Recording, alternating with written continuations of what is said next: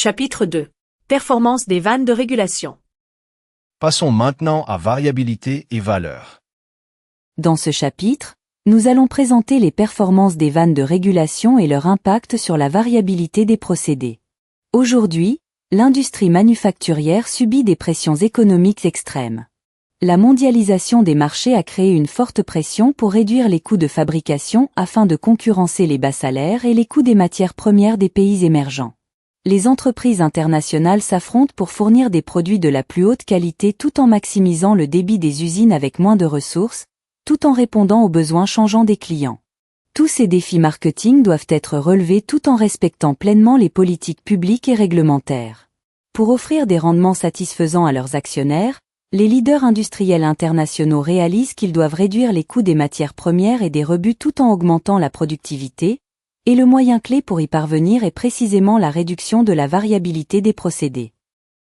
La réduction de la variabilité des procédés dans les processus de fabrication, grâce à l'application de technologies de contrôle de procédés, est reconnue comme une méthode efficace pour améliorer les rendements financiers et répondre aux pressions concurrentielles mondiales.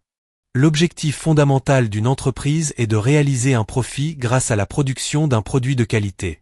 Un produit de qualité est un produit qui est conforme à un ensemble de spécifications.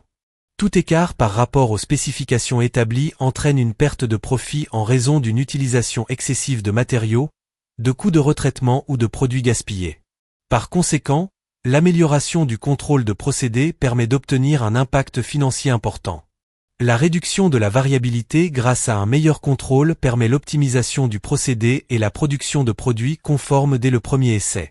Par ailleurs, la non-uniformité inhérente aux matières premières et aux processus de production constitue une cause commune de variation qui produit une variation du procédé. La variable de procédé varie à la fois au-dessus et au-dessous du point de consigne. Un procédé sous contrôle, où seules les causes communes de variation sont présentes, suit généralement une distribution normale en forme de cloche, figure 2A1. Une bande de valeurs dérivée statistiquement sur cette distribution, appelée bande plus barre oblique 2 sigma, décrit l'étalement des écarts de la variable de procédé par rapport au point de consigne. Cette bande représente la variabilité du procédé. C'est une mesure de la rigueur avec laquelle le procédé est contrôlé. La variabilité du procédé, voire la définition au chapitre 1, est une mesure précise de la rigueur du contrôle et s'exprime en pourcentage du point de consigne. Par exemple, si un produit doit respecter une certaine spécification de limite inférieure, le point de consigne doit être établi à une valeur de 2 sigma au-dessus de cette limite inférieure. Ce diagramme illustre les aspects de la variabilité se produisant au sein du procédé. Ce faisant, on s'assure que tous les produits fabriqués à des valeurs à droite de la limite inférieure respecteront la spécification de qualité. Le problème, cependant, est que de l'argent et des ressources sont gaspillés en fabriquant un pourcentage important de produits à un niveau bien supérieur à ce qui est requis par la spécification, voire la distribution supérieure dans figure 2A1. La solution la plus souhaitable est de réduire l'étalement de l'écart autour du point de consigne en utilisant une vanne de régulation capable de produire un sigma plus faible, voire la distribution inférieure dans figure 2A1. La réduction de la variabilité du procédé est la clé pour atteindre les objectifs commerciaux. La plupart des entreprises en sont conscientes, et il n'est pas rare qu'elles dépensent des centaines de milliers de dollars en instrumentation pour résoudre le problème de la réduction de la variabilité du procédé. Passons maintenant à bande morte et frottemène. Malheureusement, la vanne de régulation est souvent négligée dans cet effort car son impact sur la performance dynamique n'est pas réalisé. Des études approfondies sur les boucles de régulation indiquent que jusqu'à 80% des boucles ne parviennent pas à réduire efficacement la variabilité du procédé. De plus, il a été constaté que la vanne de régulation est un contributeur majeur à ce problème pour diverses raisons. Pour vérifier les performances, les fabricants doivent tester leurs produits dans des conditions de procédé dynamique.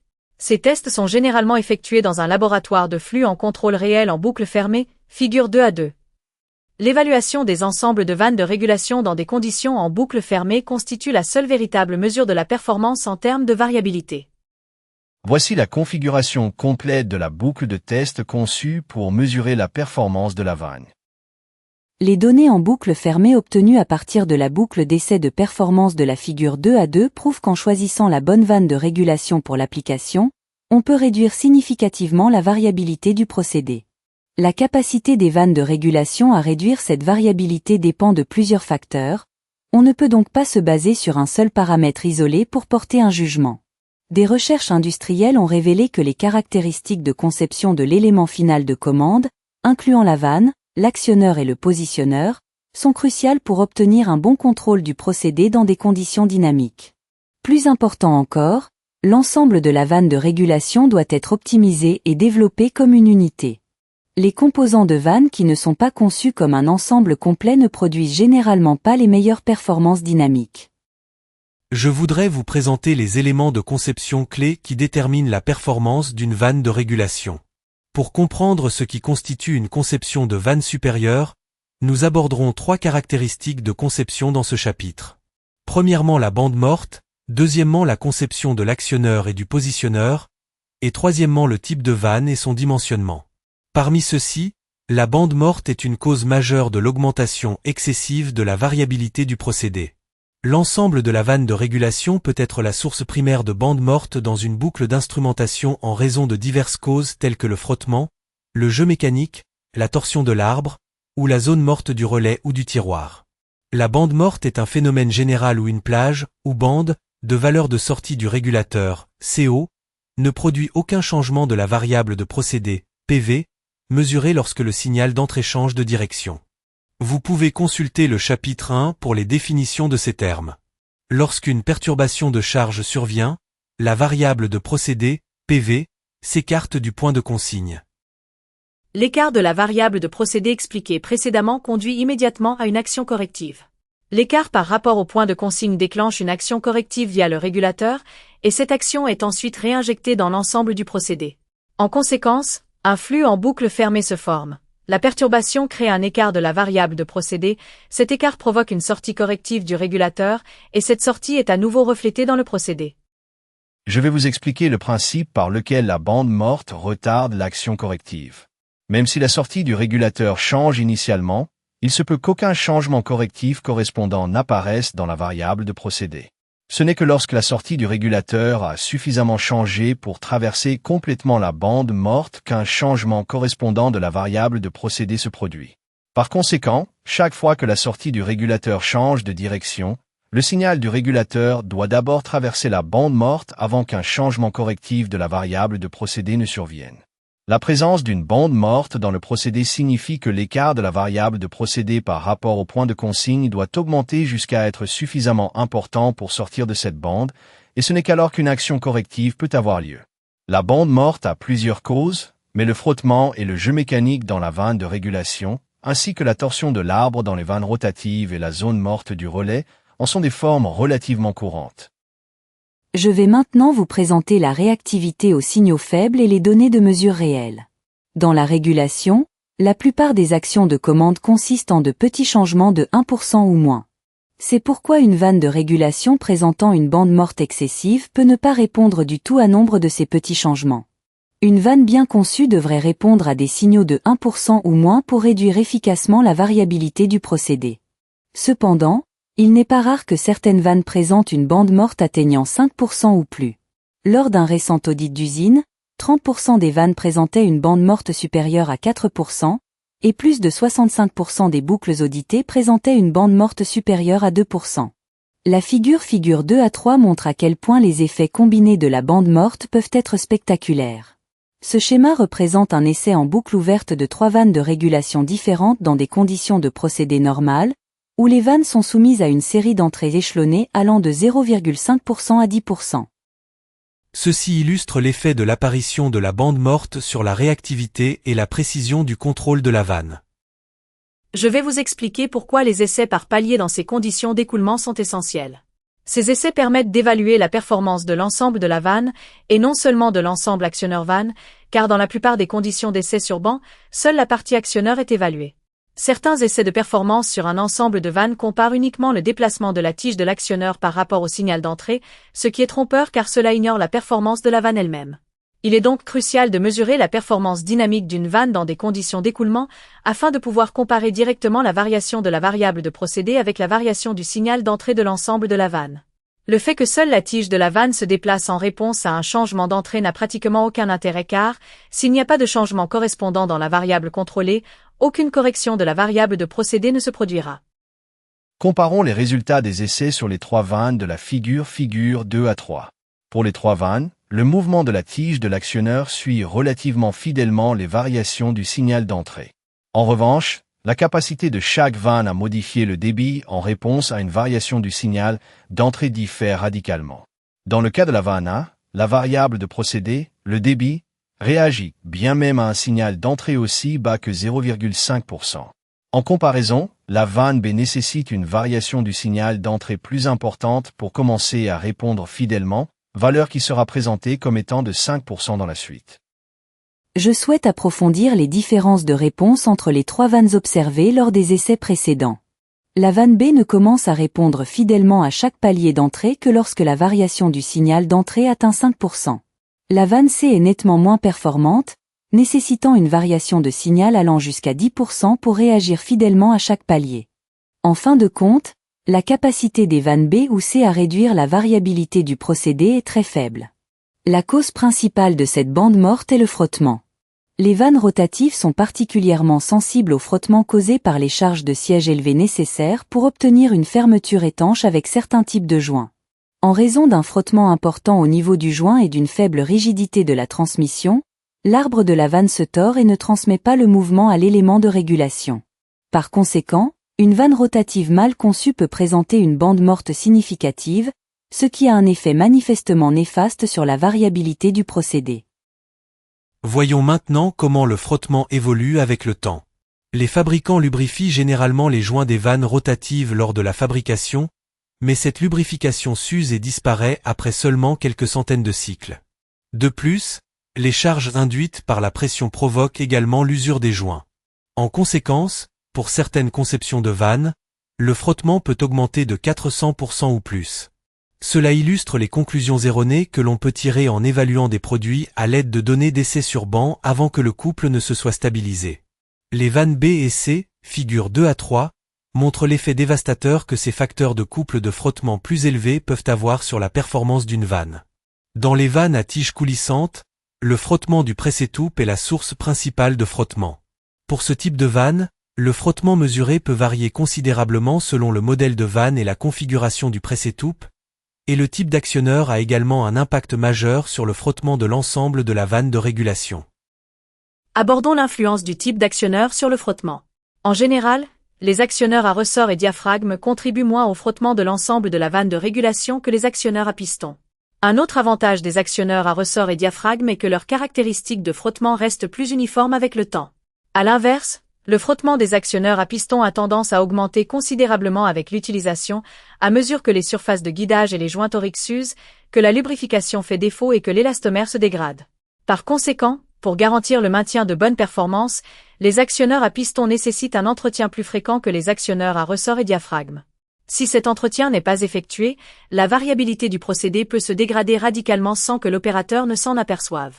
Enfin, le jeu mécanique, voire définition au chapitre 1, désigne le relâchement ou le jeu d'une connexion mécanique, ce qui provoque une discontinuité du mouvement lorsque le dispositif change de direction.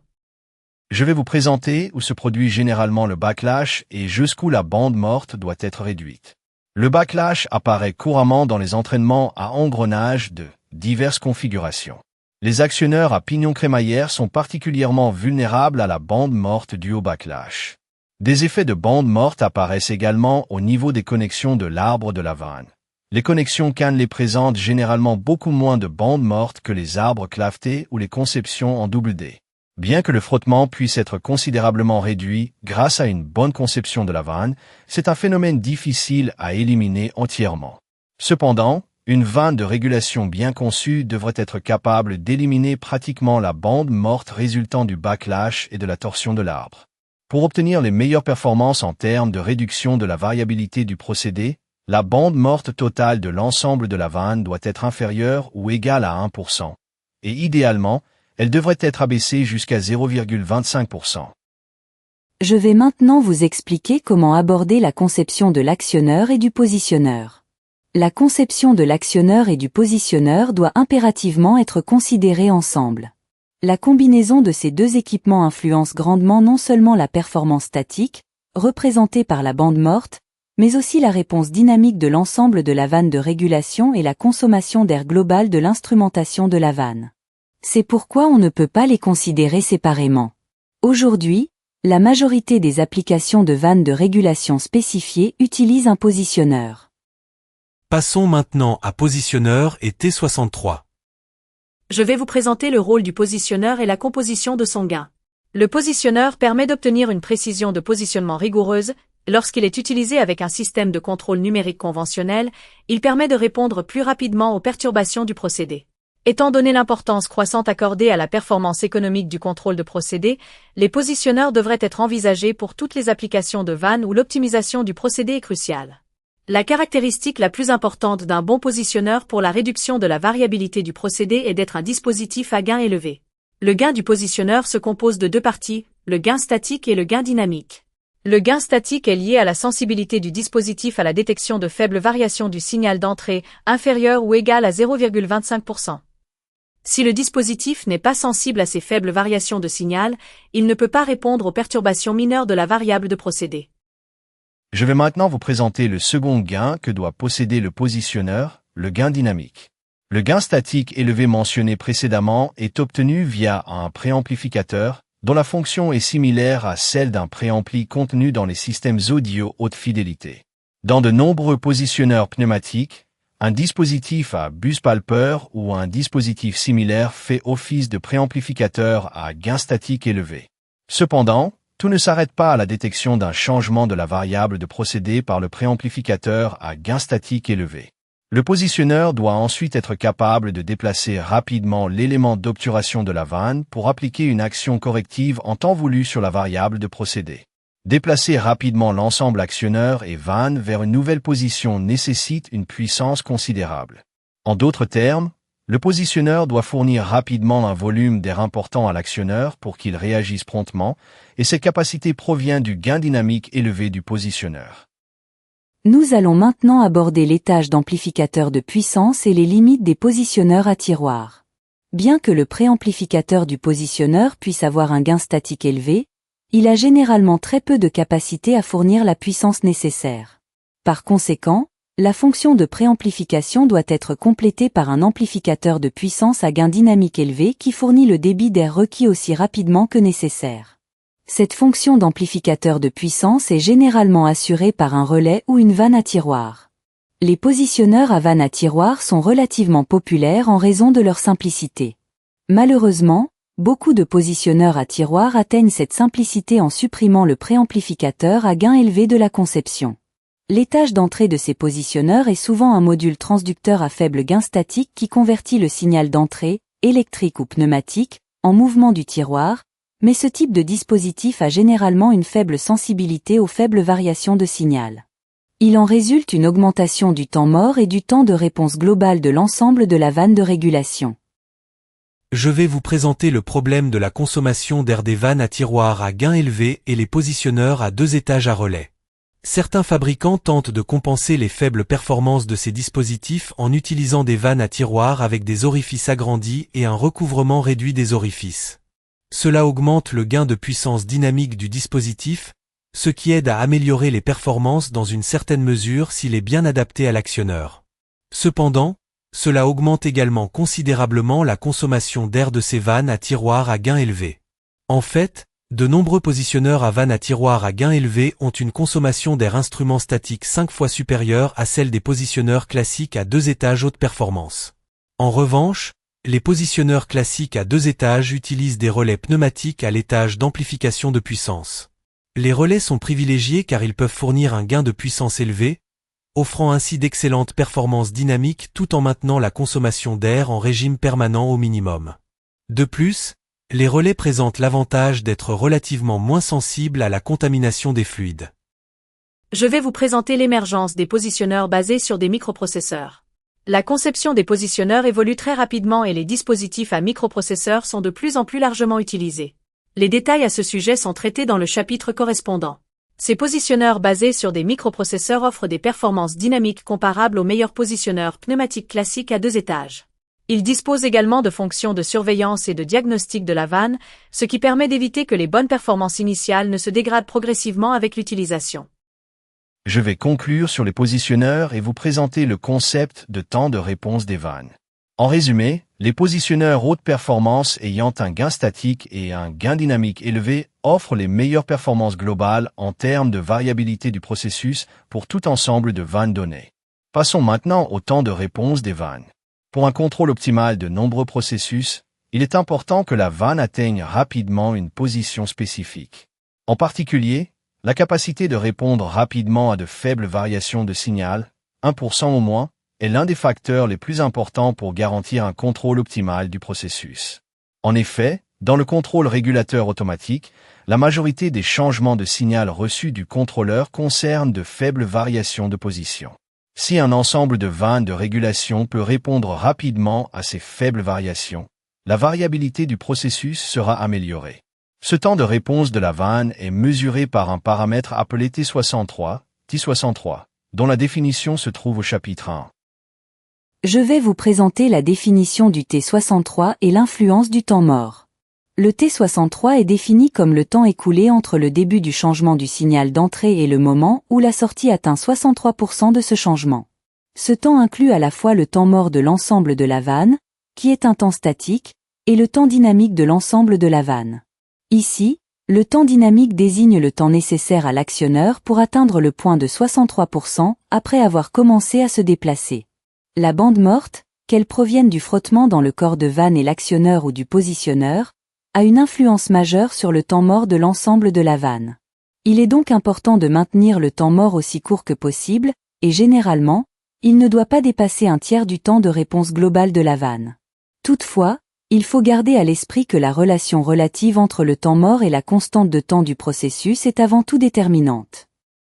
Je vais vous présenter le temps mort des vannes de régulation et la cohérence selon la direction de la course. Si l'ensemble de la vanne est installé dans une boucle rapide où la constante de temps du processus est proche du temps mort, le temps mort peut influencer radicalement la performance de la boucle. Dans ces boucles rapides, il est crucial de sélectionner des équipements de contrôle dont le temps mort est le plus court possible. De plus, du point de vue du réglage de la boucle, il est important que le temps mort soit relativement constant dans les deux directions de course de la vanne, ouverture et fermeture. Or, certaines conceptions d'ensemble de vannes présentent un temps mort dans une direction de course 3 à 5 fois plus long que dans l'autre. Ce type de comportement provient généralement de la caractéristique asymétrique de la conception du positionneur, et peut limiter sévèrement la capacité de régler la boucle pour obtenir la meilleure performance globale. Une fois le temps mort écoulé et que la vanne commence à répondre, le reste du temps de réponse de la vanne est constitué par le temps dynamique de l'ensemble de la vanne. Nous allons maintenant aborder le temps dynamique et l'appairage entre le positionneur et l'actionneur. Le temps dynamique est principalement déterminé par les caractéristiques dynamiques de la combinaison positionneur et actionneur. Par conséquent, ces deux composants doivent être soigneusement appairés pour minimiser le temps de réponse total de la vanne. Par exemple, dans un ensemble de vannes pneumatiques, le positionneur doit avoir un gain dynamique élevé pour réduire le temps dynamique de l'ensemble. Ce gain dynamique provient principalement de l'étage de l'amplificateur de puissance du positionneur. En d'autres termes, plus le relais du positionneur ou la valve à tiroir peut fournir rapidement un volume d'air important à l'actionneur, plus le temps de réponse de la vanne sera rapide. Cependant, cet amplificateur de puissance à gain dynamique élevé n'aura presque aucun effet sur le temps mort, à moins qu'une bande morte intentionnelle n'ait été conçue pour réduire la consommation d'air statique. Bien entendu, la conception de l'actionneur affecte également de manière significative le temps dynamique. Nous allons maintenant présenter le compromis entre le volume de l'actionneur et le gain dynamique. Plus le volume de la chambre à air de l'actionneur à remplir est important, plus le temps de réponse de la vanne est lent. On pourrait alors penser que la solution consiste à minimiser le volume de l'actionneur et à maximiser le gain de puissance dynamique du positionneur, mais ce n'est pas si simple. D'un point de vue stabilité, cela peut s'avérer être une combinaison de facteurs dangereuse. Comme la combinaison positionneur-actionneur constitue en soi une boucle de rétroaction, une approche consistant à réduire aveuglément le volume tout en augmentant le gain ne fonctionnera pas.